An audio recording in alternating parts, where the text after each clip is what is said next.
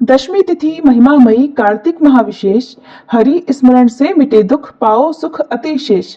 सुनो कथा हरि नाम की, कर लो मन में ध्याय। कष्ट मिटे सब आज ही, मिले हरि का सहाय। जय श्री राधे, हरे कृष्णा। आप सभी का आज की कथा में बहुत बहुत स्वागत है। इससे पहले के सभी अध्याय सुनने के लिए और कमेंट्स करने के लिए आप सबका बहुत बहुत धन्यवाद। आज सुनिए कार्तिक मास महात्म्य का 10वां अध्याय। किसी गांव में सास और बहू रहा करती थी। एक बार सास ने बहू से कहा कि बहू, मैं कार्तिक स्नान करना चाहती हूँ। तो बहू बोली, माँ जी जरूर करो, मैं भी आपके साथ कार्तिक स्नान कर लेती हूँ। तो सास बोली, बहू तुम्हारी तो अभी बहुत उम्र पड़ी है, तुम बाद में कर लेना। ऐसा कहकर सासू माँ गंगा स्नान के लिए चली गई। उनके जाने के बाद पीछे से बहू ने कुम्हार के यहाँ से मिट्टी के छोटे कुंडे मंगाकर रख लिए। अब बहू रोज सुबह जल्दी उठकर स्नान करने के लिए कुंडा लेती और बोलती, मन चंगा तो कुंडे में ही गंगा। सास नहाए उंडे बैठ, मैं नहाऊं कुंडे बैठ। बहू के ऐसा कहने पर उस कुंडे में साक्षात गंगा जी आ जाती और बहू स्नान कर लेती। उधर सासू माँ जब कार्तिक स्नान कर रही थी तो एक दिन स्नान करते समय उनकी सोने की नथ गंगा जी में बह गई। इधर जब बहू ने स्नान करते समय कहा कि मन चंगा तो कुंडे में ही गंगा, तो गंगा जी के साथ ही सासू माँ की वह नथ भी कुंडे में आ गई। बहू ने सासू माँ की नथ को पहचान लिया। कार्तिक मास पूरा हुआ तो सासू माँ घर आई। बहू ने वही नथ पहनकर सासू माँ का स्वागत किया।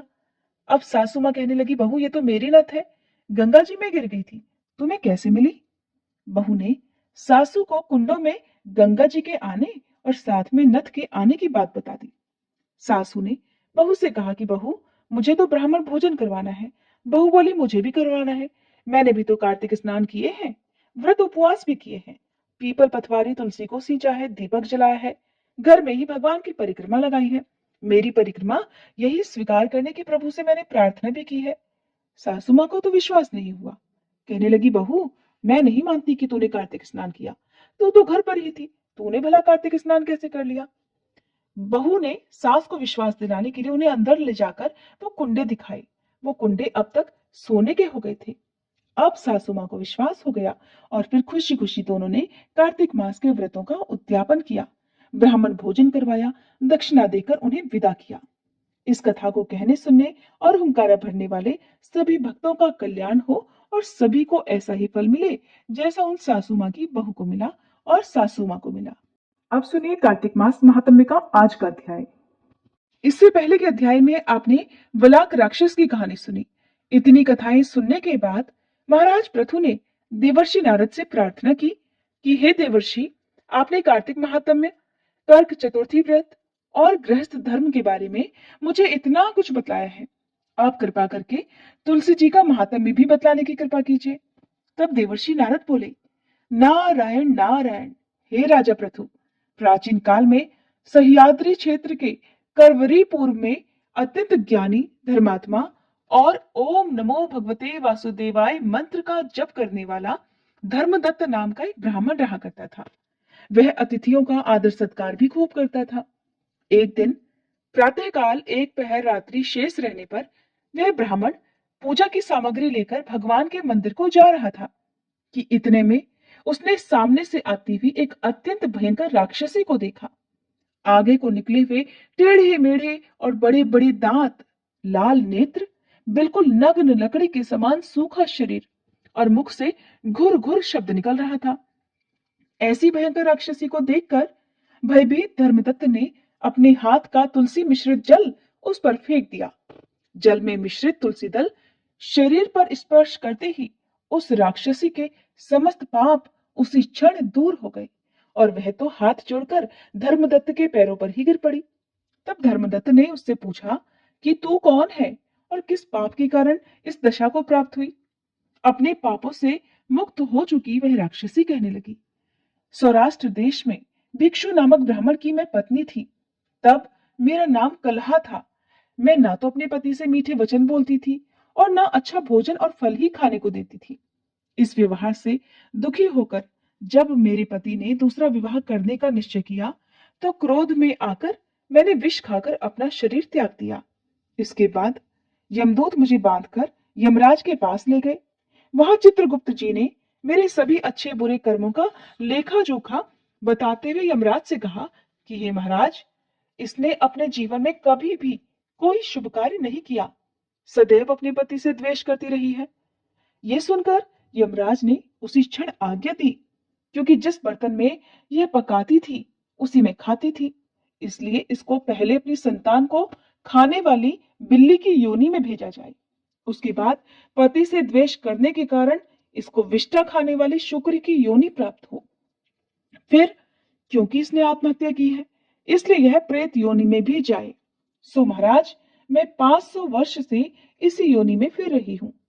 भूख और प्यास से दुखी होकर एक वैश्य के शरीर में प्रवेश करके मैं कृष्णा और वेणी नदी के संगम पर गई। जैसे ही मैं नदी के तट पर पहुंची, विष्णु जी के दूतों ने मुझे वैश्य के शरीर से निकालकर फिर बाहर फेंक दिया। वहां से घूमती फिरती मैं आ रही थी कि मुझे आप मिल गए, और आपने तुलसी मिश्रित जो जल मेरे ऊपर फेंका है, उससे मेरे संपूर्ण पाप नष्ट हो गए। आप कृपा करके इस प्रेत योनि से भी मेरा उद्धार कर दीजिए। राक्षसी से सारा वृतांत सुनने के बाद ईश्वर भक्त ब्राह्मण धर्मदत्त ने कहा, तुमको देखकर मुझे अत्यंत दुख हो रहा है। मैं जानता हूं कि तीर्थ, व्रत, दान आदि सत्कर्म प्रेत योनि में नहीं हो सकते। तुम्हारे पाप अधिक और पुण्य बहुत कम है। इसलिए मैंने अपने जीवन काल में जितना भी कार्तिक मास का स्नान और व्रत किया है, उसका आधा पुण्य मैं तुमको देता हूं। इससे तुम्हें उत्तम गति की प्राप्ति हो जाएगी। इसके बाद ब्राह्मण ने जैसे ही ओम नमो भगवते वासुदेवाय मंत्र पढ़ते हुए तुलसी मिश्रित जल से उसका अभिषेक किया, वह प्रेत योनि से मुक्ति पाकर अग्नि के समान दिव्य देह धारण कर लक्ष्मी जी के समान रूपवती हो गई। इसके बाद उसने ब्राह्मण को प्रणाम किया। तभी भगवान विष्णु के पुण्यशील और सुशील नामक दो दूत वहां पर आए, उसको विमान में बिठाकर बैकुंठ लोक को ले गए। उन दूतों ने धर्मदत्त से कहा, हे ब्राह्मण, निरंतर भगवान की भक्ति में लीन रहने के कारण तुम धन्य हो। तुम्हारे द्वारा कार्तिक मास के स्नान और व्रतों का आधा पुण्य दिए जाने के कारण ही इसकी मुक्ति हो पाई है। हे विप्र, अपने इस त्याग, भक्ति और कार्तिक स्नान के प्रताप से कालांतर में तुम राजा के कुल में जन्म लोगे और अंत में बैकुंठ धाम को प्राप्त करोगे। हरे कृष्णा। आज के अध्याय में बस इतना ही। अब सुनिए श्री तुलसी चालीसा पाठ और तुलसी माता की आरती।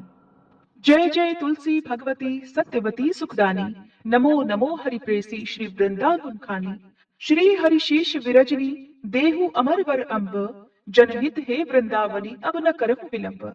धन्य धन्य श्री तुलसी माता, महिमा अगम सदा श्रुति गाता, हरि के प्राण हो से तुम प्यारी, हरहि हेतु कीन्हो तब भारी। जब प्रसन्न है दर्शन दीन हो, तब कर जोरी विनय उस कीन्हो।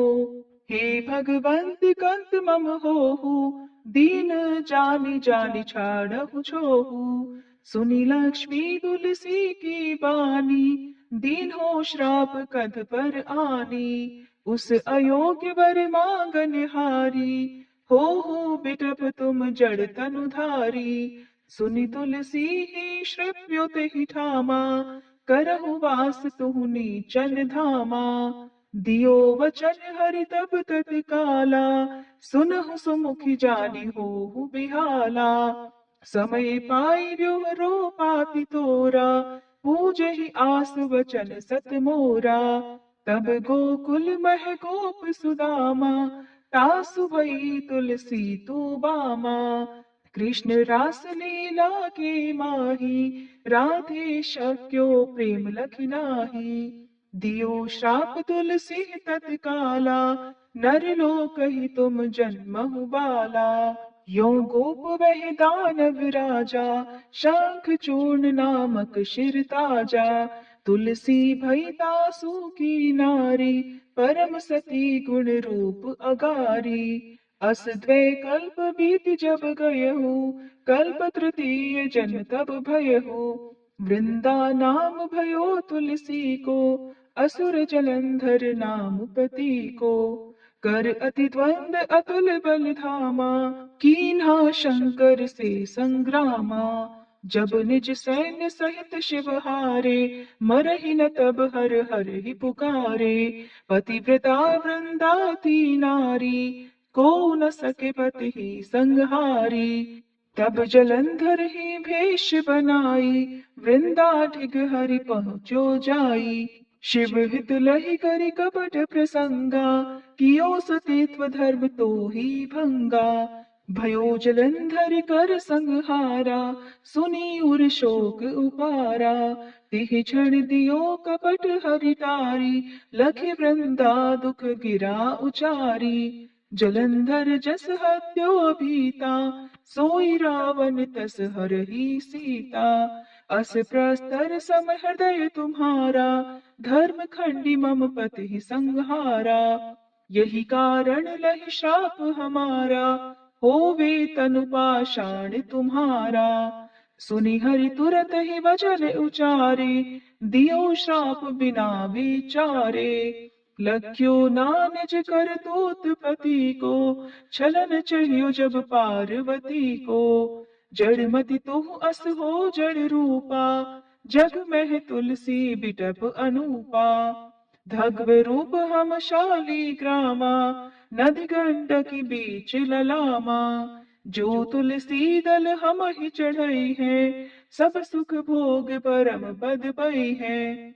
बिनु तुलसी हरि जलत शरीरा, अतिशय उठत शीश उर पीरा। जो तुलसी दल हरि शिर धारत, सो सहस्त्र घट अमृत डारत। तुलसी हरि मन रंजनिहारी, रोग दोष दुख भंजनिहारी। प्रेम सहित हरि भजन निरंतर, तुलसी राधा में नाही अंतर।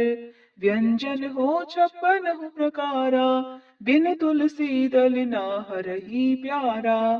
सकल तीर्थ तुलसी तरु छाही, लहत मुक्ति जन संशय नाही। कवि सुंदर इक हरि गुण गावत, तुलसी निकट सहस गुण पावत। बसत निकट दुर्वासा धामा, जो प्रयास ते पूर्व ललामा। पाठ करहि जो नित नर नारी, हो ही सुख भाषहि त्रिपुरारी। तुलसी चालीसा पढ़ी तुलसी तरु गृहधारी, दीप दान करि पुत्र फल पावहि बंध्यु नारी। सकल दुख दरिद्र हरिहार हुए परम प्रसन्न, आशीर धन जन लड़ही कर बसहि पूर्णा अत्र। लाही अभिमत फल जगत, मह लाही पूर्ण सब काम। जेई दल अर्पहि तुलसी, तह सहस बसहि हरि राम। तुलसी महिमा नाम लख, तुलसी सूत सुख राम। मानस 40 रच्यो, जग मह तुलसीदास। प्रेम से बोलिए तुलसी महारानी की जय। तुलसी महारानी नमो नमो, हरि की पटरानी नमो नमो। तुलसी महारानी नमो नमो, धन तुलसी पूरण तप कीनो। शालिग्राम बनी पटरानी नमो नमो। तुलसी महारानी नमो नमो, हर की पटरानी नमो नमो। जाके पत्र मंजरी कोमल, श्रीपति कमल चरण लपटानी नमो नमो। तुलसी महारानी नमो नमो, हरि की पटरानी नमो नमो। कौन महीने बोई रानी तुलसा, कौन महीने हुई हरियाली नमो नमो। तुलसी महारानी नमो नमो, हर की पटरानी नमो नमो। कौन महीने हुई तेरी पूजा, कौन महीने हुई पटरानी नमो नमो। तुलसी महारानी नमो नमो। आषाढ़ मास में बोई रानी तुलसा, सावन महीने हुई हरियाली नमो नमो। तुलसी महारानी नमो नमो, हरि की पटरानी नमो नमो।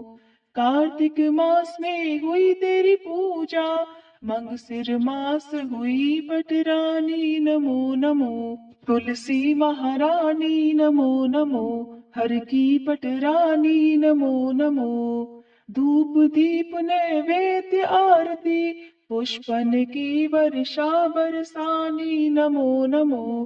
तुलसी महारानी नमो नमो, हर की पटरानी नमो नमो।